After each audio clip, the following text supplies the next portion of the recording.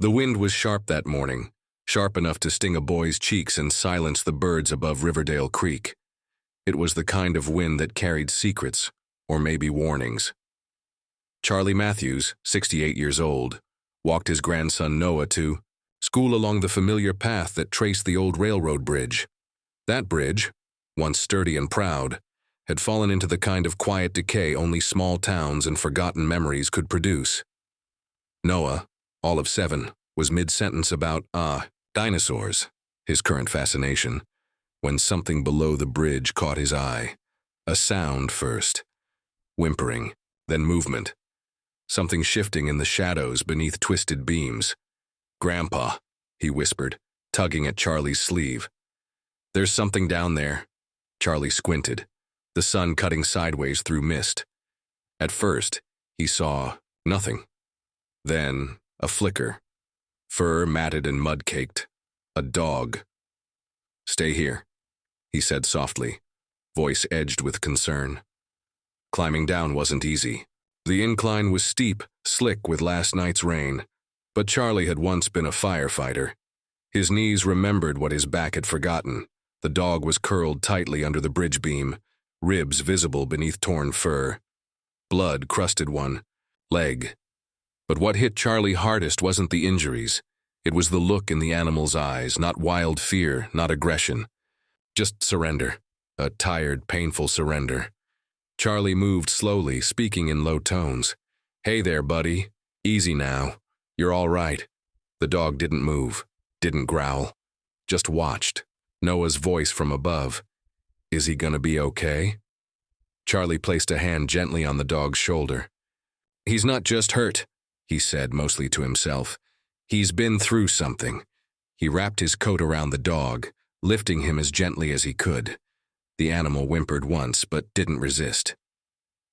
Back on the trail, Noah reached out instinctively, his small fingers brushing through the dog's dirty fur. "I'm gonna call him River," he declared solemnly. Charlie didn't correct him. The dog needed a name, and River fit. Something wounded, something flowing forward despite it all. They took him home. But nothing about this dog was simple. Not his wounds, not his silence, not the tiny metal tag embedded in his collar, etched with a single cryptic word: Echo. That night, as the rain returned, Charlie sat by the fireplace, the dog wrapped in towels at his feet. Noah had fallen asleep with a book in his lap, whispering imaginary stories to his new friend. Every so often the dog would stir, whimpering as if chasing memories no one could see. Charlie watched him closely, the flicker of the fire casting long shadows across the room. Something in his gut said this wasn't just a rescue. This was the beginning of something else, something bigger, something waiting just beyond the trees and the bridge and the bend in the road. And Echo? He wasn't just any dog. He was the secret, the warning, and maybe, just maybe, the answer to a question none of them had dared to ask yet.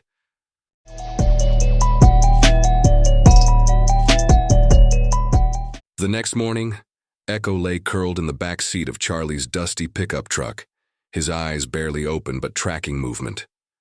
Noah sat beside him, one hand resting protectively on the dog's back, the other holding Teddy Sargent, a threadbare, stuffed bear with a crooked smile and missing ear. "Do you think Dr. Tanya can fix him?" Noah asked. Charlie kept his eyes on the road. "She'll do her best. She's the best vet in this county, maybe the whole state." They pulled into a gravel lot behind a small white building with faded blue shutters. A sign swayed slightly. "The Wind. Tanya Reed, DVM, compassionate care for every creature." Inside, the warm scent of antiseptic and chamomile greeted them. The waiting room was empty. Tanya met them at the door. Her graying ponytail was pulled tight, her eyes alert. "Charlie Matthews," she said, raising a brow. "You don't bring in animals unless it's serious." Charlie nodded, lifting the bundle from the truck. "Found him under the bridge, looks like he's been through hell." Tanya didn't ask more.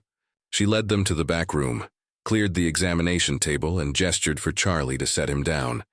As she gently probed Echo's side, her brow furrowed. Gunshot graze on the leg, old scar tissue on the flank. bruising around the ribs. Like he took a hard fall or hit. She lifted Echo's paw. The dog didn't flinch. He's dehydrated, underweight by at least 15 pounds. Noah stood on tiptoes to see. But he let us carry him. He didn't even bark. Tanya looked at him, then the dog. That's not fear. That's training. Charlie stepped closer. Training, she nodded. This dog's been trained for something serious. Maybe police, maybe military. Charlie said nothing, just reached into his coat pocket and handed over the tag they'd found. Tanya squinted at it. Echo, and this little bump here. She reached for a handheld scanner and waved it over Echo's neck. A faint beep. There's a microchip, not a standard one either. Might be encrypted. Charlie's jaw tightened. What kind of dog ends? Up bleeding under a bridge in the middle of nowhere with scars and secrets? Tanya pulled gloves off. One who ran from something. Or someone. She prepped IV fluids. I can stabilize him. Clean the wounds, run some tests. But if someone's looking for this dog... Noah's face paled. They can't take him. He's ours now. Charlie knelt beside him. Let's just help him heal. Then we'll figure it out. They left Echo in Tanya's care for the afternoon. Back home, Noah sat on the porch steps, clutching Teddy Sargent. Charlie stood nearby, lost in thought. Something about Echo had unsettled him. Not just the injuries or the tag or even the silence. It was the sense of design. Purpose. That. Night, Tanya called. You need to come back, I found something. Back at the clinic, she handed Charlie a tablet. On the screen was a high-resolution X-ray. Embedded in Echo's shoulder, beneath the muscle tissue, was a second chip. Not a, tracker. A data node, military grade. This dog, Tanya said quietly, is carrying something someone didn't want found. Charlie stared at the screen, then down at Echo, who slept quietly, as if unaware of the secrets he carried. Noah sat beside him, softly humming a lullaby. Echo's ears twitched. His eyes stayed closed, but his tail, faintly, wagged once. Charlie exchanged a look with Tanya. We need to be careful. Whoever lost this dog might be dangerous. Tanya nodded. I'll keep him one more night for monitoring, but after that, he's safer with you. As they walked out into the cool night, Charlie placed a steady hand on Noah's shoulder. We'll take care of him, buddy, just like he's already started taking care of us. Noah smiled up at him. He's part of our family now, right? Charlie hesitated, then smiled back. Yeah, he is. From inside the clinic, Echo gave a soft, almost human sigh, as if in agreement.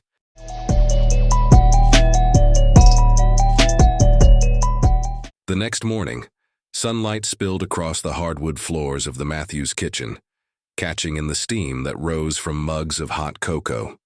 Charlie stirred his coffee in silence while Noah sat at the table scribbling something on a piece of folded construction paper, an illustrated welcome card for Echo. He's going to like it, Noah said confidently, holding up the picture. It showed a stick-figure boy beside a big pointy-eared dog. In crayon, he'd written, Welcome home, River. Charlie smiled, though his eyes remained distant. Just then, the phone rang. Charlie picked it up, tension seeping into his shoulders, as Tanya's voice greeted him. I got results, she said. You might want to come in and bring a notepad. By mid-morning, they were back at Tanya's clinic. Echo greeted them with a tail thump and a quiet grunt of recognition. His eyes brightened the moment he saw Noah, and for a moment, all talk of secrets and military implants fell away. There was only the boy, the dog, and a fragile but real connection forming between them. Tanya ushered them into the back room. On the monitor beside her desk, a new scan flickered with vivid clarity. She pointed to a spot behind Echo's shoulder. This is no ordinary chip. It's encrypted and layered, like the kind used in secure military communications. It stores data, not just an ID. Charlie frowned. Data about what? I don't know yet. I can't access it without the right decryption key. But get this. There was also something else tucked beneath the chip. A tiny plastic-sealed compartment. She handed over a small evidence bag. Inside was a folded piece of water-resistant paper, so thin and tight it resembled an old ration note. Charlie opened it carefully. A message was scrawled in black ink. Only a few lines. If you found him, he's either escaped or they let him go.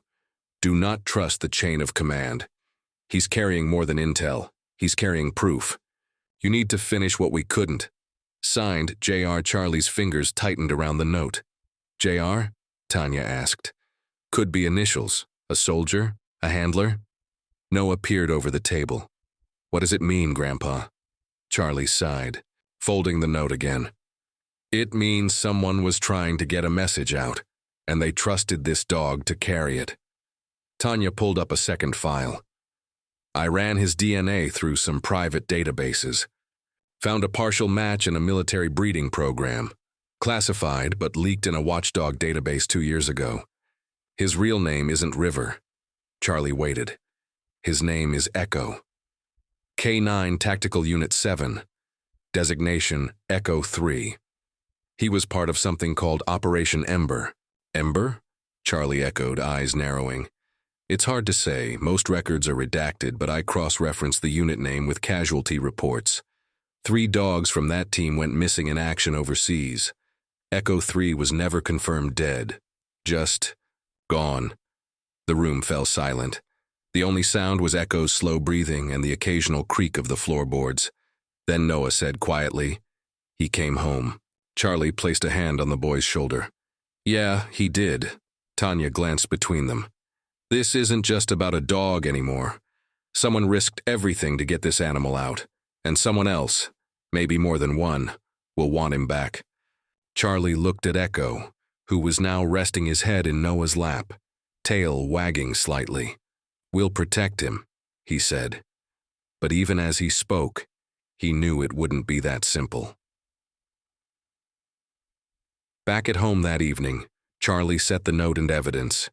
Bag inside a hollowed-out book on his shelf, a habit he hadn't needed since his days in search and rescue, when messages sometimes meant the difference between life and death. Sarah came into the room carrying a tray of food. He's eating better, she said, placing down the plate. Still limps, but not flinching like before. Charlie gave a tight nod. Tanya found something. He showed her the note. Sarah read it slowly. Do not trust the chain of command. Finish what we couldn't. She looked up. Are you thinking what I'm thinking? Charlie rubbed his temples. That this goes deeper than one injured dog? Yeah. Sarah crossed her arms. What do we do now? We lie low, keep him close, and wait. That night, as the wind picked up outside and shadows played across the living room walls, Echo lay curled on the rug at Noah's feet. The boy leaned down and whispered something, too soft for anyone else to hear. Echo's ears flicked, then settled. Charlie watched them, heart caught somewhere between dread and wonder. Whatever storm had brought this animal into their lives was far from over. But tonight, under one roof, there was quiet, there was warmth, there was a boy, a dog, and a secret that might just change everything.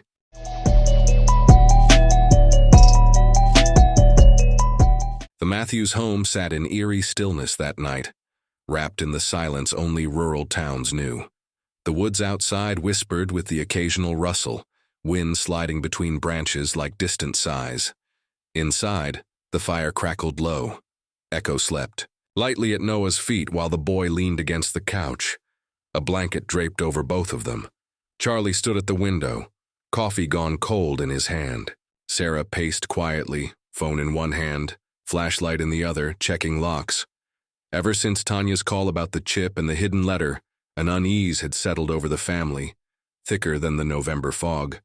Reynolds hadn't called back, and Tanya's last message had been terse. Double-check your perimeter. Charlie had served in rescue operations and disaster response long enough to trust gut instincts. Tonight, his gut screamed, something's coming. Outside the security, light above the porch flickered. Once, twice, then went out. Charlie turned sharply. Sarah, take Noah to the basement. Quietly. Sarah didn't argue. She bent down, gently rousing Noah. Sweetie, we're going to have a little adventure. "'Kay, grab Teddy." Noah blinked, confused but obedient. He scooped up Teddy Sargent and looked to Echo, who had already risen to his feet, ears alert, body poised but not tense. The dog moved like a soldier returning to form. "Echo, come," Noah whispered. The dog followed, not hesitating. Charlie locked the front door, moved quickly to the hallway where he kept an old rifle hidden behind a false panel. It hadn't been fired in years. He hoped tonight wouldn't change that. From the back of the house came a soft sound, almost like a breath. He turned off all the lights. Darkness poured in. In the basement, Sarah held Noah close as they sat under an old emergency quilt. Echo stood at the foot of the stairs, unmoving, eyes fixed on the darkened hallway above. Then came the first sound of forced entry. The back door, always stiff with winter swelling, cracked louder than it should have. A hinge gave. Then a second. Charlie held his breath standing just outside the kitchen. Shadows moved through the entryway. 2 figures, maybe 3, clad in dark tactical gear, no insignias, silent. One pointed forward with a short-barreled weapon. Charlie stepped out just enough to see them, then ducked back. Echo growled, low, guttural, the sound of a memory rising from deep training. Noah whispered, "Echo, stay." But it was too late. The dog bolted up the stairs just as the first intruder breached the kitchen. A scuffle exploded in motion. Charlie swung the rifle butt first into one man's shoulder, sending him into a table. A second man fired, but not at Charlie. Toward the basement door. "No!" Sarah's scream echoed. Echo lunged. His body struck the man mid-leap. The gun clattered to the ground. Echo's jaws clamped down, fast, precise. Noah ran up after him. "Echo!" Charlie grabbed Noah mid-step, yanking him back just as a flashbang device rolled in from the hallway. The sound was staggering. Charlie shielded Noah. Sarah pulled them both toward the living room. Echo, ears ringing, still held his ground. Tail, high body guarding the hallway. Then another figure stepped through the front door. This one older, more composed, wearing a headset. He raised a hand. Enough. The others froze. Echo growled, blood at his muzzle. The man spoke calmly. "Echo 3, stand down." Echo flinched. His tail dropped an inch, a beat passed, then another. "Echo 3, that's an order." Charlie looked at him. "You know him?" The man nodded. "I trained him." Noah's voice cracked. "You're the one from the letter?" The man turned. "J.R. James Reynolds, former handler, Tactical K-9 Division." Echo whined softly, took a step forward. Then Reynolds knelt. "You did good, soldier, but this family isn't the target, they're the solution." The other men lowered their weapons. Sarah still held the fire poker tightly. "Why now?" Charlie asked. Reynolds stood. "Because Alvarez knows where the chip is, and he's not waiting anymore." They spent the next hour locking down the house. Tanya arrived with Travis, the town sheriff, and a duffel of medical supplies. Echo had a gash on his leg, but otherwise held up. He rested on a folded blanket beside Noah. Reynolds paced, explaining as he pulled out documents. Echo was part of Operation Ember, so was I. We uncovered evidence of corruption, weapon shipments, falsified missions. I tried to expose it. My team vanished. Echo was supposed to be destroyed. Instead, he escaped. "And now Alvarez wants him back," Charlie muttered. Reynolds nodded. "More than that, the chip contains logs, voice memos, location data. If decoded, it'll bring down half the black market networks funding these ghost ops." Sarah leaned on the stair rail. "So what happens now?" Reynolds met her gaze. "Now, we prepare for a trade. They want the dog. We want Sarah safe. We plan the exchange. But on our terms." Noah whispered. "You're not giving him away." Charlie crouched beside him. "No, we're going to outsmart them." Echo lifted his head at that. Just enough to catch Charlie's eyes. A silent agreement passed between them. Man and dog, guardian and guardian. And for the first time that day, Charlie believed they had a chance, even as night swallowed the last of the light. Even as danger circled like wolves beyond the trees, they had Echo, and he wasn't done fighting, not yet.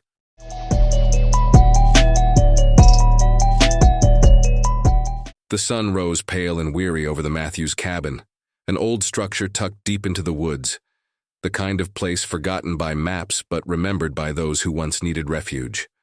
Smoke still curled from the chimney, and inside, the air held the scent of burned coffee, blood, and pine. Charlie stood in the small kitchen, scrubbing his hands at the sink, though they were already clean. The adrenaline from the night before still hummed in his veins. The firefight, the break-in, Reynolds' arrival, the reveal. It all felt too heavy for a single night to hold. Echo lay on the floor wrapped in blankets, one hind leg extended carefully. Dr. Tanya knelt beside him, syringe in hand, administering a second round of antibiotics. Noah hovered nearby, his face tight with worry but silent. The boy hadn't let Echo out of his sight since the attack. "Vitals are holding steady," Tanya said softly. "Pulse is strong. He's in pain, but not shock." Charlie nodded. "That's something." Reynolds stood by the window, scanning the trees. His military eyes had softened overnight, but they still carried that faint charge, the kind that never fully leaves those who've seen battle. "He's not just any dog," Reynolds said, almost to himself. "What's on that chip? If Alvarez gets it, he can erase every trace of Operation Ember. We can't let that happen." Sarah entered with a pot of tea. Her face was pale, but her posture had that quiet resilience Charlie had always admired. "What do we do next?" Reynolds unfolded a map onto the table, hand-drawn, topographic. "We relocate, temporarily. There's an abandoned ranger station 20 miles northeast. It has signal jammers, backup power, and only one road in." Charlie raised an eyebrow. "Sounds like you've used it before." Reynolds smiled faintly. "Twice. Both times we walked. Out alive, Tanya packed her gear. I'll travel with you. Echo needs monitoring. That wound is deep." Noah looked up. "Is he gonna be okay?" Tanya gave the boy a small, real smile. "He's tougher than he looks, and he's got you." They packed in under an hour. The SUV Reynolds had arrived in was military grade, retrofitted for surveillance and combat. But strangely, it still had a child's booster seat strapped in the back. Charlie didn't ask. Noah rode in the middle with Echo's head on his lap, whispering softly about dinosaurs and spaceships. Every so often the dog's tail would twitch, responding to the comfort. The ranger station appeared after a long dirt road, hidden among towering trees. From the outside, it looked abandoned, roof half collapsed, vines climbing the porch. But inside, Reynolds revealed a hidden basement lined with gear, medical supplies, surveillance tech, and a radio rig older than Charlie. Once they settled in, Charlie stepped out with Reynolds to the clearing behind the cabin. "You're not telling me everything," Charlie said plainly. Reynolds exhaled. "There's a reason I didn't contact command. Alvarez has inside help, maybe high up. I don't know who to trust. But that letter Echo carried? It was from my commanding officer. He died 2 years ago. That message was written before he disappeared." Charlie stared. "You think Alvarez killed him?" "I think Alvarez wanted everyone who knew the truth gone, Echo included." Inside, Sarah was laying out sleeping bags when Tanya called out. "You need to see this." They gathered around the laptop. Tanya had connected the data chip to a secure reader. Lines of code streamed across the screen, encrypted logs, audio memos, GPS trails. "Some of this is still locked," she explained. "But I got a few files open." She clicked on an audio file. A gruff voice filled the room. "Echo 3 showed exceptional deviation in field judgment today. During a misfire in civilian territory, he shielded 2 children despite orders. I've logged it as a malfunction, but I know better. He's learning." Tanya played another. "We found documents. Shipment manifests tied to Alvarez's companies. Black Ops funding disguised as relief efforts. I'm hiding copies inside Echo's node. It's the only safe place left." The room fell into heavy silence. Noah clutched Echo tighter. "He's a hero," he whispered. Reynolds nodded. "He always was." Charlie cleared his throat. "So, what's the plan?" Reynolds stood. "We contact a friend, Frank Maddox. Former sniper, now off-grid. He'll help set up the exchange. Exchange? Sarah asked.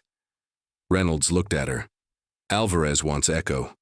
We give him a chance to think he's getting him, while we take back what's ours. Charlie frowned. And Sarah. Reynolds met his gaze. We'll get her out, alive. That's a promise. Noah stood up, still holding Echo's paw. And Echo? Reynolds knelt to the boy's eye level. He's coming, home for good. As the evening set in, the forest outside darkened into a quiet hush. Tanya finished dressing Echo's wounds. Sarah prepared a meal with what supplies they had, and Charlie sat at the old radio rig, sending coded pings into the static. Noah fell, asleep beside Echo, his hand resting on the dog's neck. Charlie watched them, then turned to Reynolds. We better not screw this up. Reynolds' voice was low. We won't. We owe him that much. And outside, the wind whispered through. The trees, carrying secrets, warnings, and perhaps, just perhaps, a promise of justice on the horizon.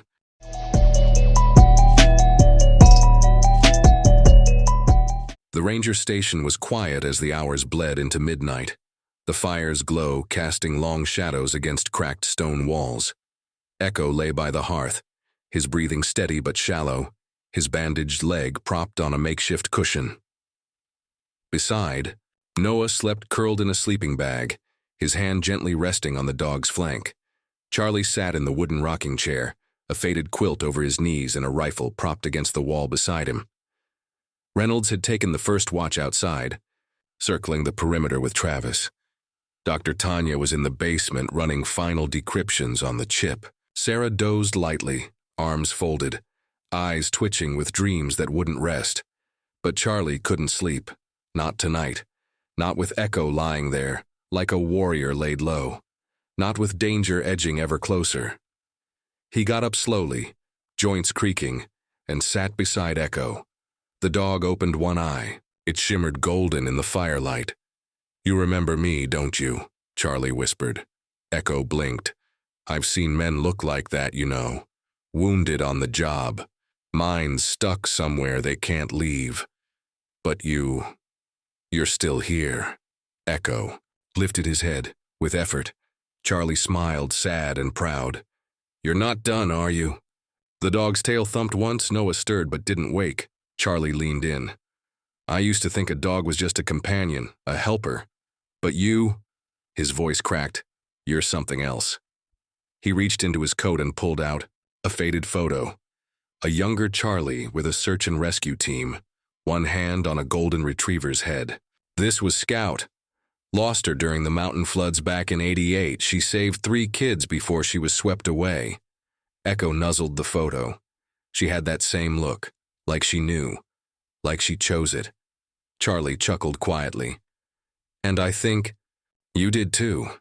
Outside, Reynolds scanned the horizon with night vision goggles. The woods whispered, restless. Something about this night felt final, like the world was holding its breath. He clicked his radio. Movement? Travis answered. Negative, all clear. Back inside, Dr. Tanya climbed the stairs, laptop in hand. I got something, she whispered. Files decrypted. Not all, but enough. Charlie followed her to the table. She opened a series of logs, some audio, some typed. One played automatically. Alvarez has moved the evidence. He's rerouted funds through shell orgs using Echo's GPS as cover. He thinks no one will trace them back. But the chip? It's our insurance. Another message, this one raw. If Echo makes it out, it means I didn't. Don't waste him. He's not a dog, he's a record. He's the whole mission. Charlie stared. Echo was more than a courier. He was the archive. Around 3 a.m., Noah woke up with a start. Charlie was still by the fire, stroking Echo's head. Bad dream? Noah nodded. I dreamed he left, that he was gone. Charlie pulled him close. He's here, he's not leaving. Noah looked at Echo, then at Charlie. Promise? Charlie hesitated. I promise he'll stay as long as he can. Echo nudged Noah's hand. The boy smiled. Outside, the trees creaked. Reynolds came in, brushing frost from his jacket. "We'll go at dawn.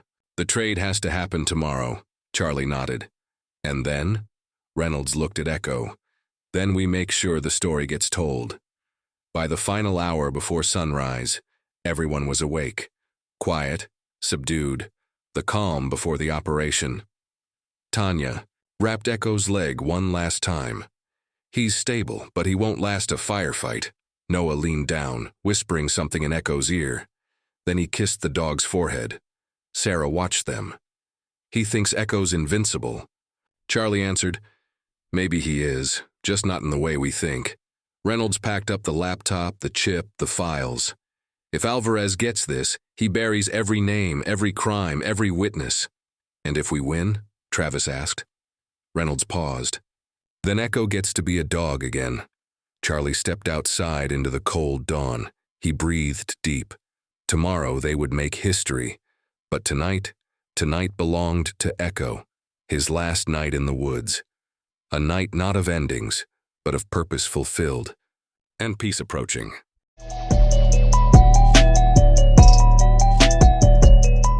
Morning arrived as a thin veil of mist rising from the forest floor. The air was cold and silent, broken only by the distant call of a raven and the crunch of frost beneath military boots. Inside the ranger station, the group stirred slowly, the emotional weight of the night before still lingering in the air. Echo lifted his head, ears twitching. Charlie noticed it first. "He hears something," Charlie said, rising from his chair. Reynolds stepped to the window, peering into the fog. A low rumble began to grow in the distance, wheels over gravel, an engine too smooth to be Forest Service. Tanya rushed to the basement. "That's not one of ours." Noah stood beside Echo, one hand on the dog's collar. The boy said nothing, but his jaw set with a seriousness too old for his age. Reynolds snapped orders. "Travis, cover the east trail. Sarah, grab the files. Charlie, you're with me." They moved quickly. When the vehicle appeared, it wasn't an assault team. It was a single black SUV, windows tinted, military plates long scratched off. It rolled to a halt and sat idle, engine humming. Charlie and Reynolds approached, weapons lowered but ready. The driver's side opened. A tall man stepped out, mid-50s, lean but solid, dressed in dark civilian clothes with polished boots. His eyes scanned the tree line like a man who expected a trap. Then he looked to Reynolds. "Took you long enough," Reynolds muttered. The man nodded once. "James Reynolds, always 2 steps behind." Charlie blinked. "You know him?" "Meet Captain James Reynolds," Reynolds replied. "The original." The man smiled thinly. "I trained Echo before it all fell apart." Echo stepped forward from behind the cabin wall, his limp still evident but his posture alert. When he saw the man, he paused. Then he moved. Echo trotted forward slowly at first, then with more purpose. The captain knelt, holding out both hands. "Hey there, partner," he whispered. "You remember me?" Echo leaned in, pressing his head into the man's chest. Noah watched from the doorway, confused but quiet. Inside, Tanya stared out. "That's not possible." His handler was reported KIA. Reynolds turned. "Because he was supposed to be." Inside the ranger station, Captain Reynolds removed his coat and sat at the table, Echo lying beside him like a soldier reporting in. The others gathered cautiously. Trust was still a scarce currency. "I faked my death 2 years ago," he began. "Operation Ember had gone toxic. I was ordered to take Echo out permanently after the data implant, but I couldn't do it. So I ran. Echo got out a week later. I left clues for him, coordinates, scent trails, and then nothing. I thought, he didn't make it." Charlie sat forward. "He found us instead." Reynolds looked at Noah. "He found what he needed." Tanya opened a file. "So you're the one who left the letter?" "Yes. I had it sewn into his collar. I couldn't carry a digital trail." Sarah crossed her arms. "Why show up now?" Reynolds hesitated. "Because Alvarez knows where you are. He's coming for the chip, and Echo." Reynolds stood pacing. "We have one shot. You trade Echo for Sarah. He expects desperation. But what if you give him what he wants, and more? Charlie frowned. You mean a trap? A stage, Reynolds corrected. We give him Echo. Let him gloat. Let him speak. Then we capture it all. His confession, his face, the transaction. Travis nodded. Record stream upload. Reynolds glanced to Tanya.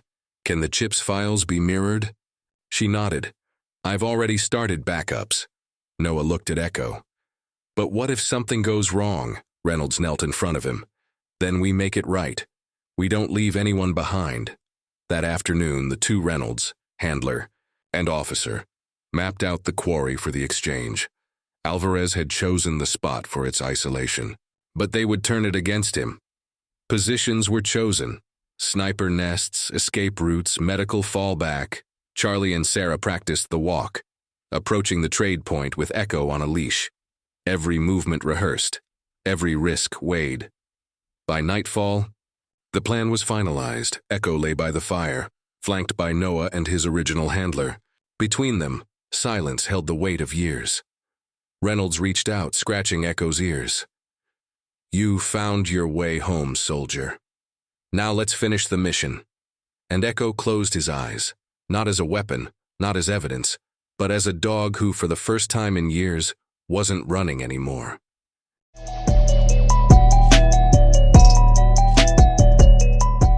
The morning after Captain Reynolds' arrival broke with icy clarity. The frost clung to every surface outside the ranger station like a silent warning. Inside, the temperature was rising, not from the fire, but from urgency. Charlie stood at the long table in the center of the station, maps spread across every available surface. Red markers dotted a satellite image of the quarry, while yellow pins traced approach routes and fallback paths. Quarry's our only choice, Captain Reynolds said, tapping the map. It's isolated, open, and Alvarez chose it for a reason. He thinks he controls it. But that's where we flip the game. Reynolds handed out roles. Travis, you and Maddox will take sniper positions here and here. He pointed to two ridge points marked with X's. High ground, visibility, overwatch. Maddox, a grizzled veteran with more scars than medals, simply nodded. Got you covered. Dr. Tanya, you'll be medical command. Back here in the Mau truck. Sarah, you're the decoy. You walk Echo in. Charlie, you flank her with the bag. Charlie raised an eyebrow. What bag? This one. Reynolds held up a weathered messenger satchel. Inside, an identical collar.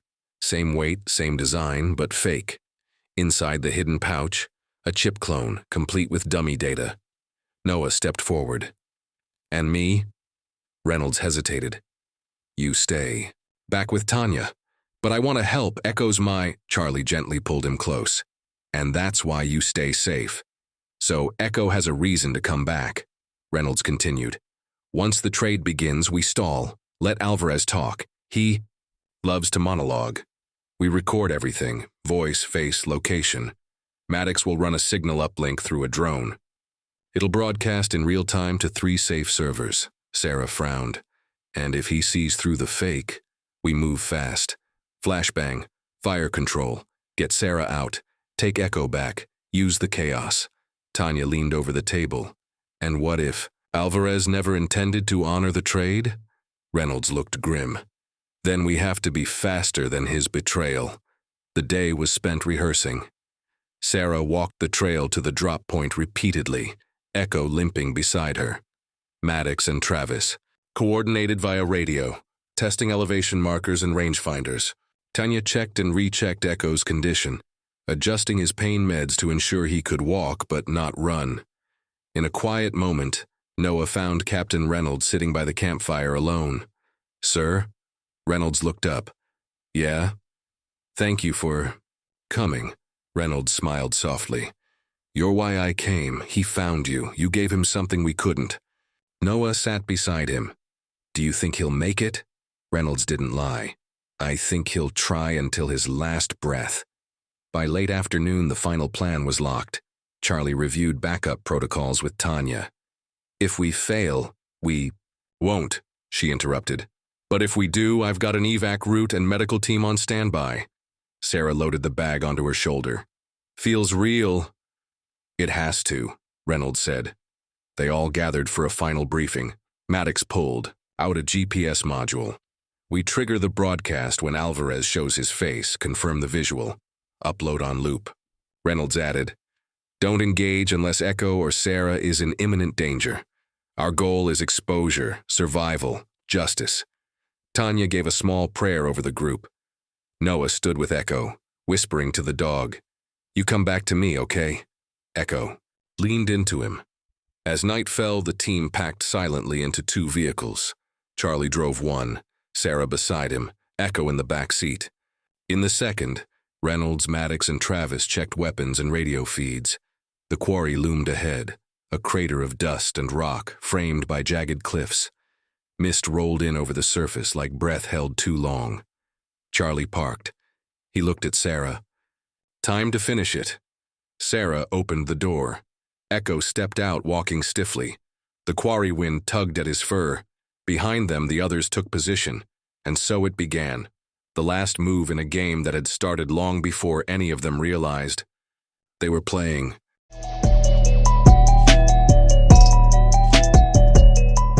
Sunday dawned with a hush. A reluctant sunrise barely touched the craggy horizon. Its light scattered across the empty quarry. Fog drifted along the rocks like a living thing, curling over crevices and broken paths. It was the perfect place for an ending or a new beginning. The team arrived in 2 waves.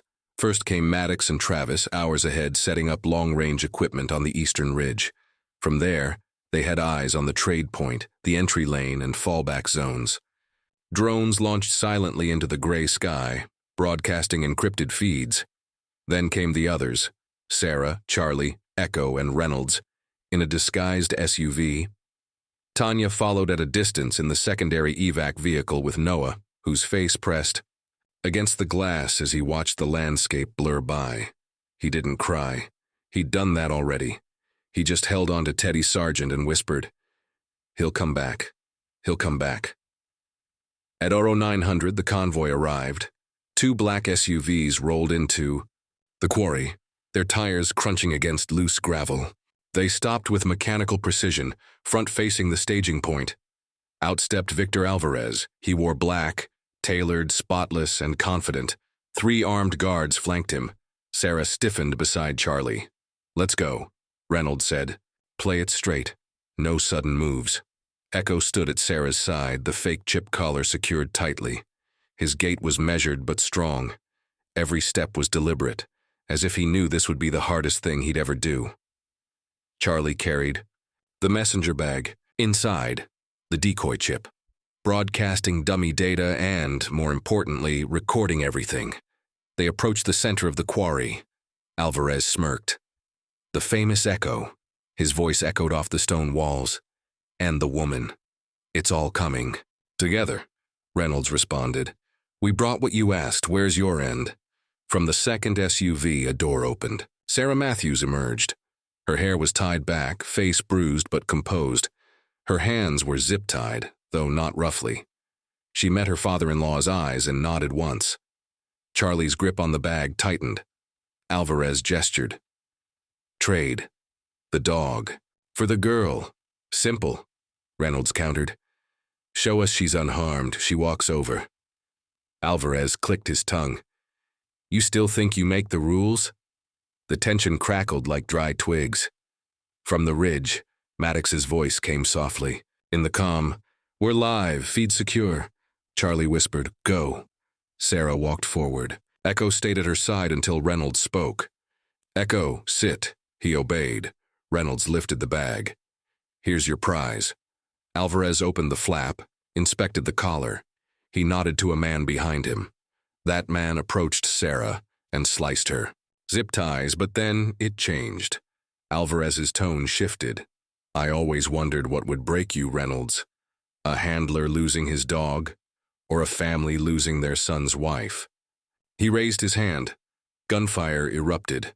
Maddox and Travis opened fire simultaneously, neutralizing 2 guards with clean headshots, but one remained, and he had pulled Sarah down with him. Echo leapt. In a flash, he covered the distance, crashing into the guard. jaws clamping onto the man's arm. The weapon fell. Sarah rolled free. Reynolds yelled, "Fall back now!" Charlie grabbed Sarah, hauling her toward the vehicle. Echo didn't retreat. He turned to Alvarez. For a brief second, everything froze. Alvarez pulled a concealed pistol. Echo growled. Then came the sound of a single shot. Echo lunged as the bullet fired, catching the shot in his shoulder but landing full force into Alvarez's chest. They fell. Echo's jaws locked. Alvarez screamed. From the ridge, Maddox shouted, "We're exposed! Out now!" Reynolds and Charlie pulled Echo off. Blood stained his side. Alvarez lay gasping. Charlie turned to Sarah. "Go! Go!" Tanya's vehicle screeched in from behind. Noah burst from the door. "Echo!" The dog limped toward him. Noah dropped to his knees. "You came back. You came back." Echo collapsed in his lap, alive, breathing, just barely. Reynolds held the yowie. "Bag up to camera. We have him. We have the confession. Secure the chip." The aftermath unraveled quickly. Local authorities, tipped off anonymously, arrived in force. Alvarez's men scattered. Evidence poured from the chip into multiple federal systems. Within hours, warrants flew out. The entire Ember program, once buried, now stood exposed. At the hospital later that night, Echo was stabilized. His wound required surgery. Tanya stayed through the procedure, refusing to leave his side. Noah left his teddy bear on Echo's chest post-op. "For when you dream," he whispered. Echo didn't stir, but his tail twitched once. Back at the cabin, Sarah hugged Charlie tight. "We did it. We're safe." Reynolds, watching from the porch, whispered to no one in particular. He did it. They looked up at the stars that night, not just survivors, but storytellers now, bearers of truth, and guardians of the bravest. Heart among them, the dog who saved them all.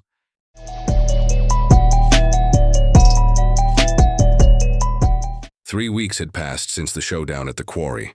The wounds were still healing, some visible, some not. But the Matthews home no longer felt like a war room. It felt like something close to normal. Outside, the early spring sun filtered through budding trees. Inside, the house was calm, filled with the comforting sounds of Noah's laughter, Sarah's humming in the kitchen, and the occasional bark that now meant joy, not danger. Echo lay on a soft orthopedic bed in the living room, his leg bandaged, stitches healing beneath his coat. He had gained back weight, and his fur had begun to shine again. But most noticeable was the peace in his eyes. He wasn't a soldier anymore. He was home. Reynolds stayed for a while, long enough to assist with Echo's recovery and navigate the bureaucratic fallout from the operation. He wasn't in uniform now. He wore jeans, flannel, and carried no gun. One morning, he sat at the kitchen table sipping tea while Noah finished homework beside him. "You know," Reynolds said, "I used to think mission success meant clean data, clean exits." Noah looked up. "What does it mean now?" Reynolds smiled. "It means Echo sleeps with his tail twitching instead of tucked." Sarah entered with a small box. Mail from Washington. Charlie opened it slowly. Inside, a plaque, a medal, and a certificate bearing Echo's full designation and commendation for distinguished service. The official adoption papers were signed and sealed. "He's ours," Charlie said softly, handing it to Noah. The boy beamed. He always was.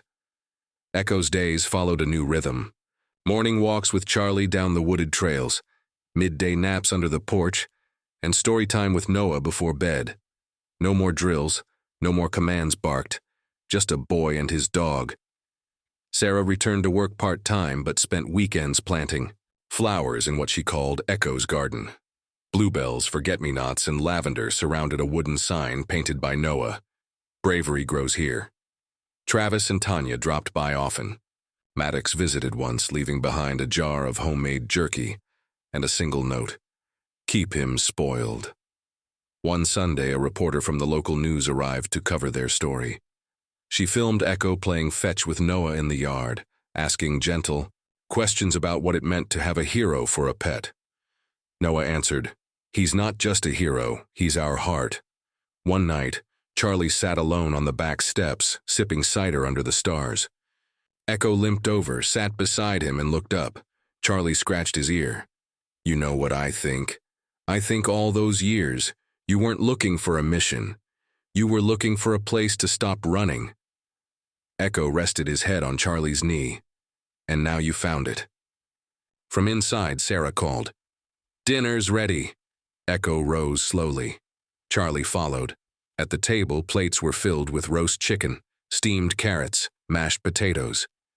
A small dish of cooked beef was set by Echo's bed. Noah gave the blessing. "Thank you for today, for Echo, for safety, for all the people who helped, and for tomorrow." They ate together, quietly, gratefully. And for the first time in a long time, the future didn't feel uncertain. It felt full. The final piece arrived a week later. A letter from the Department of Defense, confirming Echo's permanent retirement, and a formal apology for the mishandling of Operation Ember. Charlie read it aloud. "While the chain of command failed you, your loyalty never did. Echo stands as proof that courage isn't bound by rank or breed, but by heart. The department acknowledges and honors your service." Noah added it to their scrapbook, pasting it next to a photo of Echo in full gear, and beside it, another of Echo in the backyard, covered in mud and joy. "Same dog," Noah said. "Different job. They still had bad dreams sometimes." Echo whimpered during storms. Sarah startled at loud knocks. Charlie kept a flashlight by his bed, but they had each other, and they had Echo. Guardian, soldier, son. The mission was over, and home had won.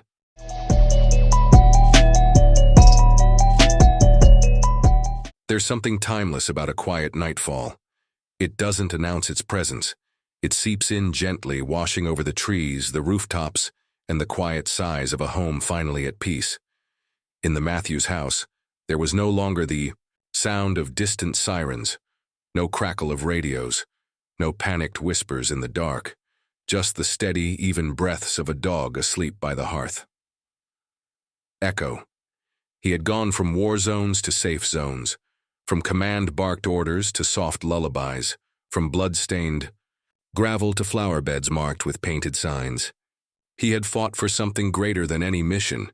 He had fought for a family. Charlie sat in the armchair near the window, watching the stars come out. In his lap rested a journal, a habit he had revived since everything had changed. Tonight's entry was simple. He's home. In Noah's room, Echo lay curled at the foot of the bed, head resting near a worn-out teddy bear. Noah breathed softly, one hand still draped protectively over the dog's shoulder. Sarah, in the next room, typed up a first draft of her story, not the military version, not the official report, but the human story. Of fear, love, loss, and redemption. A story of a boy and a dog, of choices made when no good option remained. A story that would live on. The camera crews had come and gone. Officials had shaken hands. Apologies had been made. But none of it changed what mattered most. Echo was no longer a tool. He was no longer a number. He was family. On the porch that final night, Reynolds returned one last time. No escort, no weapons, just a small hand-stitched patch in his palm. He handed it to Noah. It was Echo's old K9 patch, torn, burned, but whole enough to keep. Noah didn't say anything. He simply hugged Reynolds tight. "Will he be okay?" the boy asked. Reynolds looked at the sleeping Echo, then back at the boy. "He already is." As the fire burned down to soft embers, and the night closed gently over the world, Charlie whispered into the silence. "To every dog that gave more than it had to, and to the people who finally gave back." Echo stirred, just a little.